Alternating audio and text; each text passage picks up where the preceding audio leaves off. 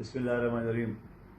جیسا کہ آپ کو معلوم ہے کہ کل ناخوشگوار واقعہ ایکسپریس ٹی وی میں پنجاب گورنمنٹ کی معاون خصوصی فردوس اشکاوان صاحبہ کے ساتھ ہوئی، اور میں اس کی وضاحت یوں کرنا چاہ رہا ہوں کہ جو ویڈیو لیک ہوئی ہے یا جو ویڈیو ہے اس میں کلیئر کٹ کا ہے۔ آدھا گھنٹہ فردوس اشکاوان صاحبہ نے جو بات کی ہے، اس کے بعد نون لیگ کی عظمیٰ صاحبہ نے بات کی ہے، ان کو بھی انٹرپٹ کیے، بات نہیں کرنی دے رہی تھی۔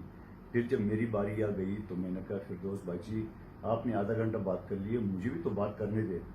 تو جواب میں انہوں نے یہ کہا کہ آپ کیا بات کریں گے، آپ لوگ تو سر سے لے کے پاؤں تک کرپٹ ہو۔ تو میں نے جواباً یہ کہا کہ جس کو آپ کرپٹ کہہ رہے پارٹی کا، تو آپ خود وزیر تھی۔ تو کہنے لگی کہ میں نے پارٹی چھوڑ دیا ہے۔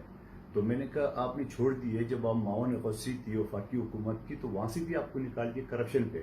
اور یہ بات میں نہیں کہہ رہا ہوں، آپ کے وزیر صاحبان اور خود اے آر وائی نے بریکنگ نیوز چلائے کہ آپ نے 10% کمیشن مانگا تھا اشتہاری کمپنی سے۔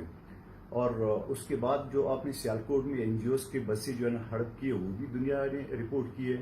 اور اس کے علاوہ آپ کی جو ریلوے کے حوالے سے میں نے بات کی تھی اور وہ ساری باتیں، لیکن آپ نے دیکھا ویڈیو میں کہ وہ ایک دم تیش میں آ گئی ہے اور تیش کو گالی گلوچ کی ہے، گالی گلوچ سے اس کا دل نہیں بھرا، اور پھر ایک دم ٹی وی چینل کو بریک لینا پڑا، اور بریک میں انہوں نے میرے اوپر ہاتھ اٹھایا، میرا گردن پکڑ لیا، مجھے تھپڑ مارنے کی کوشش کی اور مگ مارنے کی کوشش کی۔ تو اب یہ ساری صورتحال آپ کے سامنے ہے۔ تو میں بہرحال پھر بھی اللہ ظرفی کا، کیونکہ میری قیادت کا، میری پارٹی کا تربیت تو یہ نہیں ہے کہ ہم خواتین کے ساتھ الجھ جائیں۔ تو اگر ان کو اپنی ان ساری حرکات کے اوپر پشیمانی ہے اور وہ معذرت کرتی ہے تو میں اس کو سب کے دل سے قبول کرنے کو تیار ہوں۔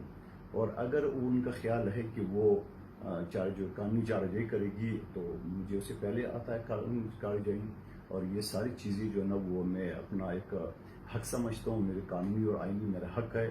اور پاکستان بھر کے بار ایسوسیشن نے اس کی شدید مذمت کی ہے۔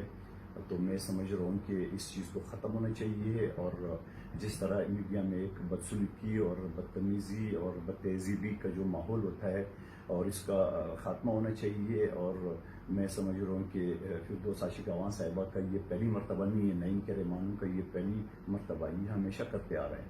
Thank you.